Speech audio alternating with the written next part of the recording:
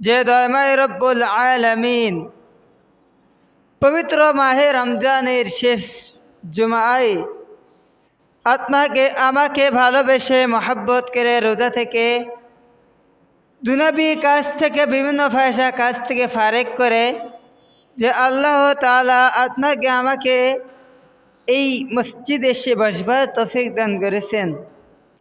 এজন্য সে মালিকের দরবারে সকলের দিল থেকে শুকরিয়া আদায় করে আলহামদুলিল্লাহ। সাথে সাথে দরুদ সালাম সোনার মদিনায় রাহমাতুল লিল আলামিন সাইয়্যিদুল মুরসালিন, যে নবী এই দুনিয়ার বুকে রহমত হিসেবে প্রেরণ হয়েছিলেন, যে নবী কাল কিয়ামতে ময়দানেও উম্মত ছাড়া জান্নাতে যাবে না, সে নবীর উপরে সকলে দিল থেকে ছোট্ট একটা দরুদ পাঠ করি, সকলে বলি সাল্লাল্লাহু আলাইহি সাল্লাম।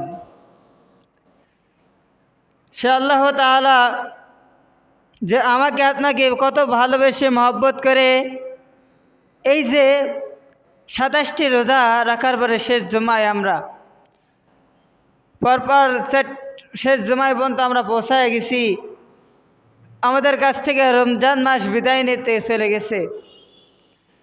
আল্লাহর কাছে আমরা এতটুকু চাইব, আল্লাহ এই রমজান মাসে যেরকম আমরা রোজা রাখতে পেরেছি, আগামী বছর আমরা রমজান পর্যন্ত আমাদের হায়াত বাড়াইয়া দেন। এই রমজান মাস এত একটা দামি মাস। এই মাস এত দামি হওয়ার কারণ, এই মাসে কোরআন নাজিল হয়েছিলেন। এই মাস যেরকম অন্য অন্য মাসের থেকেও এই রমজান মাস অনেক দামি মাস। কারণ এই রমজান মুবারক মাস, যেরকম আমরা অনেকে কোরবানি ঈদ আসলি ফ্রিজের অফার দেয়, মোবাইলে অফার দেয়, টিভির অফার দেয়, আমরা কিনি। এই রমজান মাস আমার আত্মার সে অফারের মাস, নেক আমল করার মাস। এই জন্য আমরা বেশিতে বেশি নেক আমল করে নেব এই রমজান মাসে। এই রমজান মাস হচ্ছে গুনাহ মাফের মাস। আজকে আমাদের কাছ থেকে রহমত বিদায় এনে চলে গেছে, মাগফিরাত আমাদের কাছ থেকে বিদায় এনে চলে গেছে। আজকে নাজাতের 7 দিন পার হয়ে যাচ্ছে। জানি না আল্লাহ আমাদের জিন্দেগির গুনাহটা মাফ করেছে কিনা। হে নবীর উম্মতেরা, দুইটা চোখের পানি ছেড়ে মাওলার কাছে চাও, দুইটা চোখের পানি ছেড়ে কান্না করো। আয় আল্লাহ, পিছনে যে 11টি মাস চলিয়া গেছে, আল্লাহ 11 মাসে যত গুনাহ করেছি সমস্ত গুনাহটা মাফ করিয়া দাও। আর মাওলার কাছে যখন এভাবে বিনয়ের সাথে দুইটা চোখের পানি ছেড়ে কান্না করবা, আবার মাওলা চোখের পানি সহ্য না করতে পেরে তোমার আমার জিন্দেগির গুনাহটা মাফ করে দেবেন। এ যুবক ভাইরা, আজকে আমার মতন যুবক কত ভাইরা আছে, রোজা রাখে নাই, পাঁচ ওয়াক্ত নামাজ পড়ে নাই, বিভিন্ন গুনার কাজে লিপ্ত।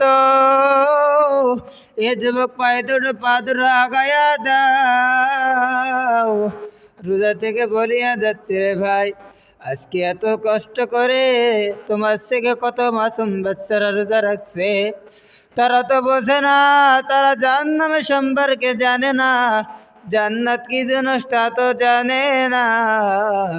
মা যদি রোজাদার হয় সন্তান রোজাদার হবে, মা যদি নামাজি হয় সন্তান নামাজি হবে, মা যদি পদ্মা নিশিনালা হয় সন্তান পদ্মা নিশিনালা হবে। এভাবে যদি মা বাপ যদি ঠিক থাকে, সন্তানও ঠিক হতে সময় লাগবে না। ও যুবক, আজকে ট্রান্সফার কিনাইয়া কত কোনার কাজের মধ্যে লিপ্ত হয়ে গেছ। মা বাবাকে গালি দাও, এই মোবাইলের জন্য মাকে কত আঘাত করো রে বান্দা। পাদর আগায়া দাও রে পাই, মার অভাবী বুঝবা যেদিন, মা যেদিন এই দুনিয়ার থেকে বিদায় নে অন্ধকার কবরে চলিয়া যাবে, ওই মার অভাব সেই দিন তুমি বুঝবা। তুমি মার সাথে যতই বেয়াদবি করো না কেন, ওই মা তোমাকে ছাড়া থাকতে পারে না, ভালো মন্দ খেতে পারে না। সামনে ভাই একটা বছরকের ঈদ, ঈদুল ফিতর, কত প্রবাসী আমাদের থেকে অনেক দূর রয়েছে, তারা তো মায়ের সাথে ঈদ কাটাতে পারবে না, বাপের সাথে ঈদ কাটাইতে পারবে না। তাদের ঈদে কিসে আনন্দ,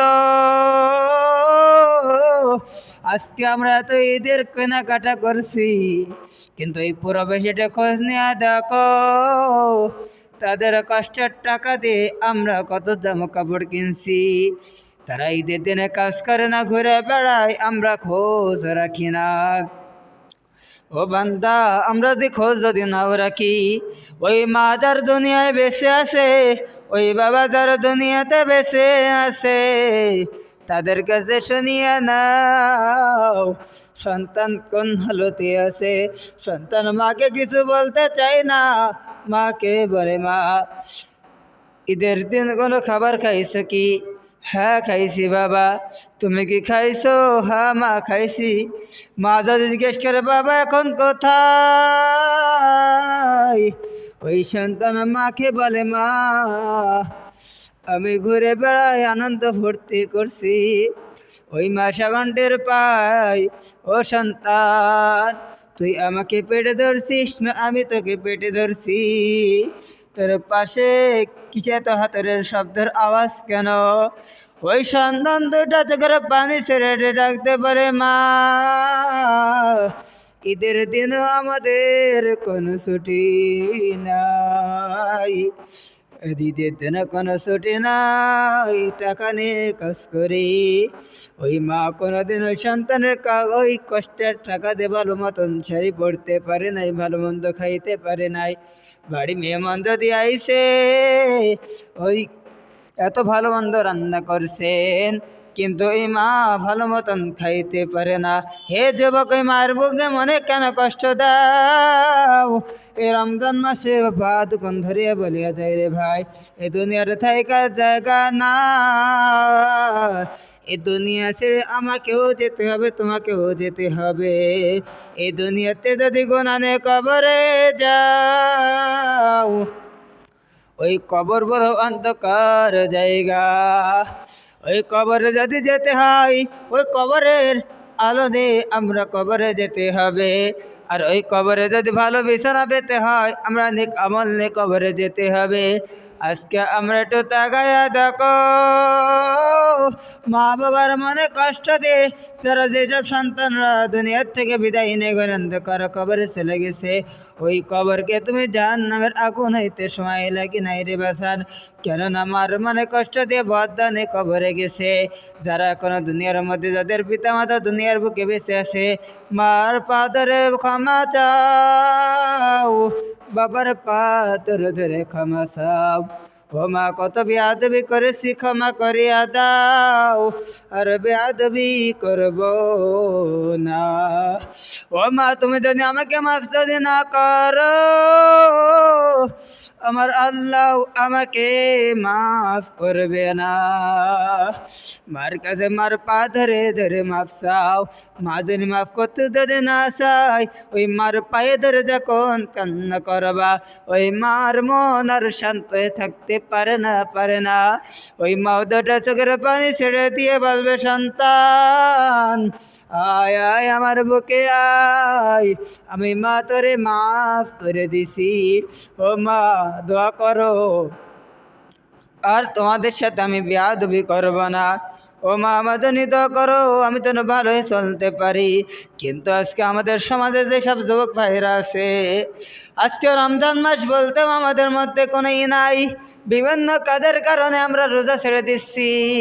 কেননা তুমি কি পারবা? যেরকম নামাজ আমাদের 5 ওয়াক্ত নামাজ যেরকম ফরজ করে দেওয়া হয়েছে, রোজা ওই রকম ফরজ করে দেওয়া হয়েছে। কিন্তু রাখতে পারবে না কারা রোজা। তুমি কি জানো না? তুমি কি জানো না? হুজুররা কি বয়ান করে নাই, তোমার যদি কোনো অসুবিধা হয়, অসুস্থ থাকো, তুমি যদি রোজা যদি নাও থাকো, কোনো সমস্যা হবে না। কিন্তু তুমি সুস্থ শরীরে তুমি রোজা নাই, কালকে আমাদের ময়দানে তোমার জবাবদিহি করা লাগবে। কিন্তু তোমার শরীরটা খুব অসুস্থ, রমজান মাসে মনে করছো রমজান মাসে রোজা থাকতে পারছি না, কত কষ্ট। তুমি যদি এই রমজান মাসের অন্য মাসে যদি রোজা রাখো, এই পরিমাণ তোমার আমল নামায় আল্লাহ তাআলা সব লিখে দেবেন। এজন্য ভাই, এজন্য নিয়ত করে ফেলান। আমরা জানি না এই রমজান মাসে আমরা এখন আছি, ওই পরের বছর রমজান পর্যন্ত আমরা থাকবো কিনা। এজন্য আমরা আল্লাহ তাআলার কাছে তওবা করে নিই, আল্লাহ জিন্দেগির যত গুনাহ করেছি সমস্ত গুনাহ তা মাফ করে দেন। আজকে বয়ান শুনতে শুনতে আমরা সবই জানি, সবই বুঝি, কিন্তু আমাদের মধ্যে মানার মাদ্দা নাই।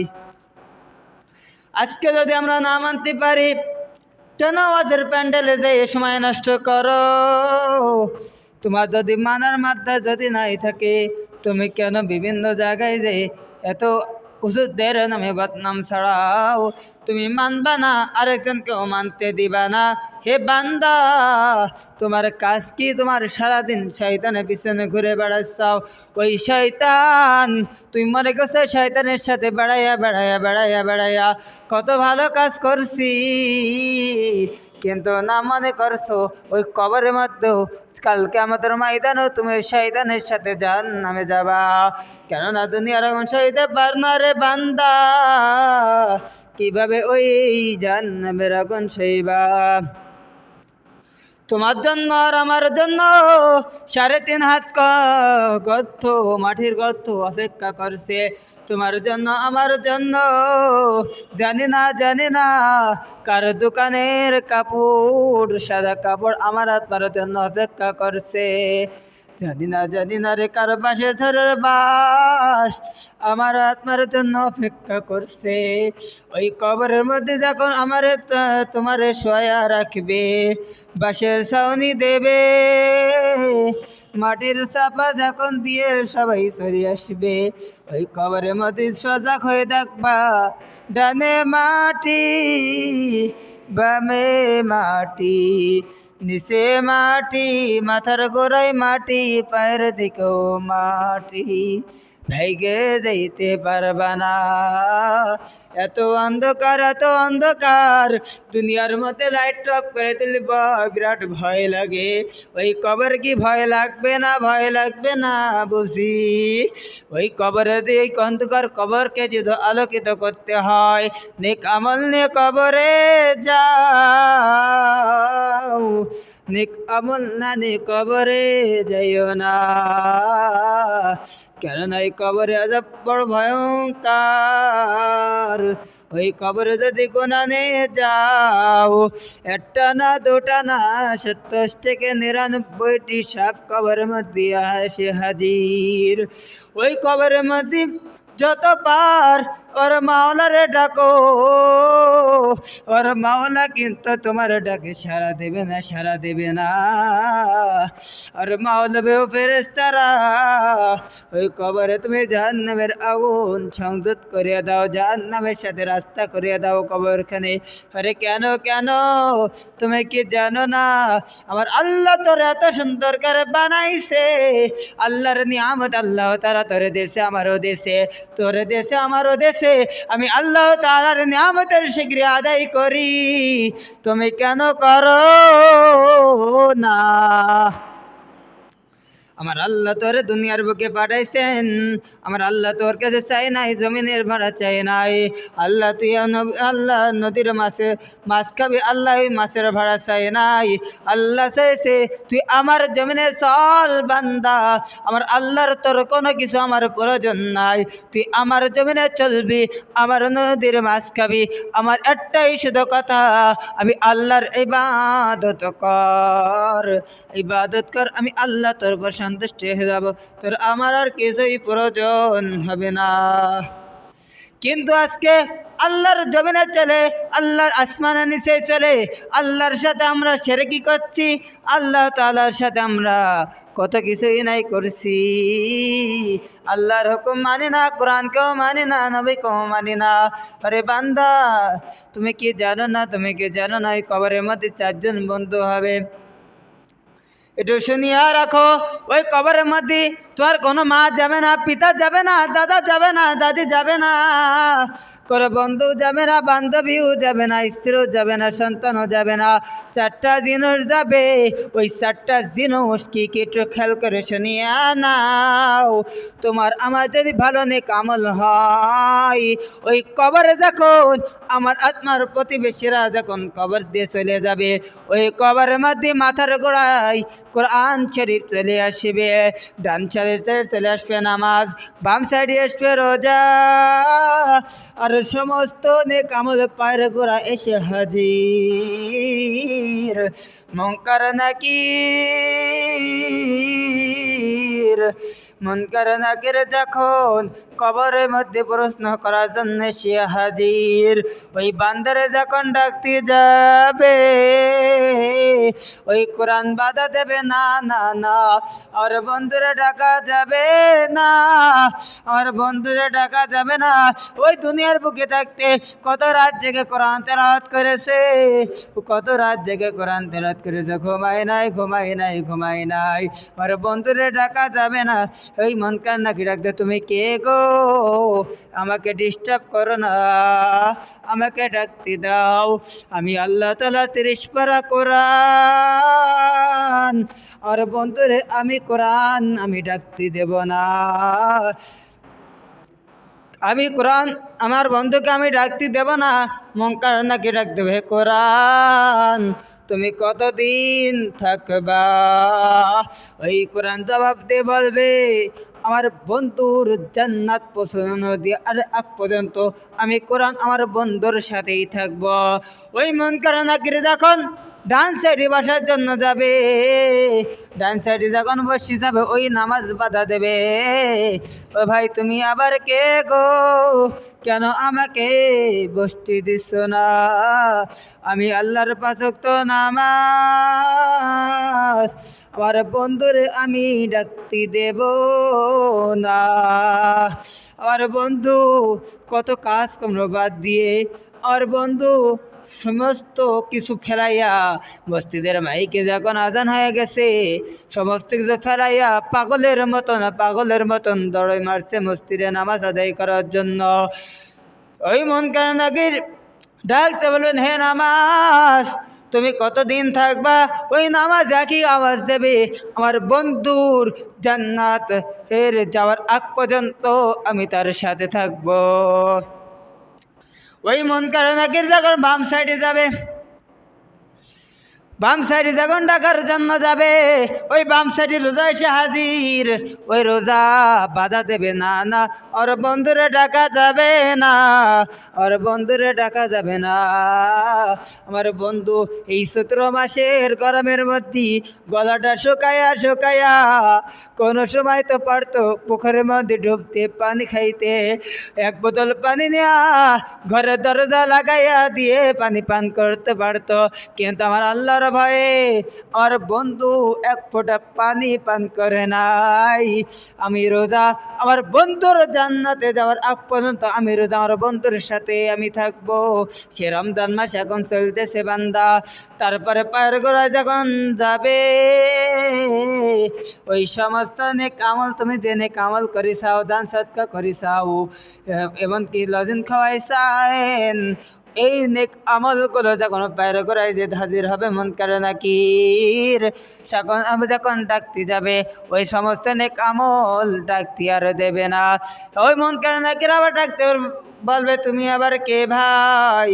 ওই তখন জবাব দেবে, আমি আছে আমার বন্ধুর সমস্ত নেক আমল। তুমি কি করতে আইছো? আমার যখন ডাকতে বলবে, দুনিয়ার বুকে থাকতে আমারে বন্ধু কত গরিব, কত অসহায়, কত মিসকিনদের সাহায্য করছে, আমি কি তার জন্য কিছুই করতে পারি না? ওই কবরের মধ্যে তখন ওই মুনকার নাকির বলবে, ভাই তুমি আবার কতদিন থাকবা? ওই জবাব দেবে, আমি আমার বন্ধুর জান্নাতের পৌঁছানোর আগ পর্যন্ত আমি তার সাথেই থাকবো। ওই কবরে 4টা জিনিসই থাকবে, আর কিছুই থাকবে না। মুনকার নাকির চলিয়া যাইবে, ডাকার সুযোগ পাইবে না। এ বান্দা, আমরা কেন কোরআনকে অবহেলা করছি? কেন রোজাকে অবহেলা করি? আমরা কেন নামাজকে অবহেলা করি? কেন আমরা নামাজ পড়ি না রে বাজান? কেন রোজা রাখি না? একটু পা দুখন আগাইয়া যদি দাও, পা দুটা ধরিয়া ধরিয়া বলে যাব, একটার নামাজ কাজা করো না, রোজার বাদ দিও না রে বান্দা, এই রোজার বাদ দিও না, গরিব মিসকিনদের হক আর মেরে খেও না রে বান্দা। কেননা তুমি কি জানো না, গরিব ধনির আগে, গরিব 500 বছর আগে জান্নাতে চলে যাবে। এই জন্য আজকে সামনে ঈদ, এই ঈদের বাজারে দেখা গেলে মা বোনেদের কোনো পত্তা নাই, কোনো কিছু নাই। এমন সাজানো সাজায় সাজছে যে যুবকরা তাদের থেকে পাগল হয়ে যায়। আজকে বিবাহ করছো, স্বামীর এসে প্রবাসে, বাজারে ঈদের মার্কেট করার জন্য যাও, পর্দা করিয়া যাও। কেন বেপর্দা হিসেবে তুমি বাজারে বাজার করার জন্য যাচ্ছ রে বান্দা? হে আল্লাহর বান্দারা, কান করিয়া শুনিয়া রাখো, রোজা যেরকম ফরজ করা দেওয়া হয়েছে, যেরকম রোজা ফরজ করা দেওয়া হয়েছে, মহিলাদের পর্দা করাও এরকম ফরজ করা হয়েছে। পর্দা না করিয়া মুখটা খোলা রাখে এমন কাপড় পরে বাজারে যাও যে কিছু যুবকরা আছে তোমাকে খারাপ নজরে তোমার মুখ তাকাই। সামনে ঈদ আসছে, ঈদের দিন কত যুবক, কত যুবতী হাত পায়ে নীল পেশ লাগাইয়া, ঠোঁটে লিপস্টিক লাগাইয়া, মুখে মেকআপ করিয়া, মাথার চুলগুলো ছেড়ে দিয়া কত জায়গায় ঘুরতে বেরোবে।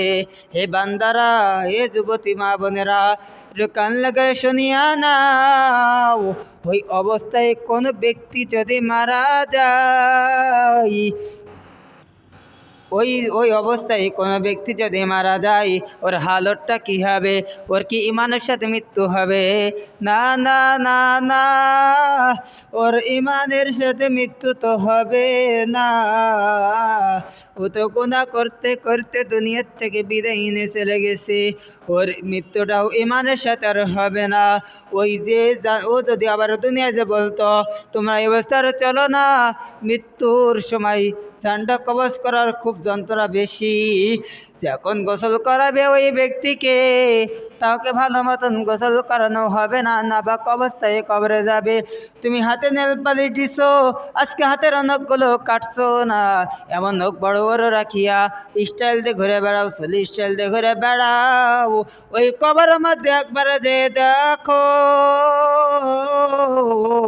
তোমার কবর তোমার জন্য কি অবস্থা, কবর হালত হয়ে আছে।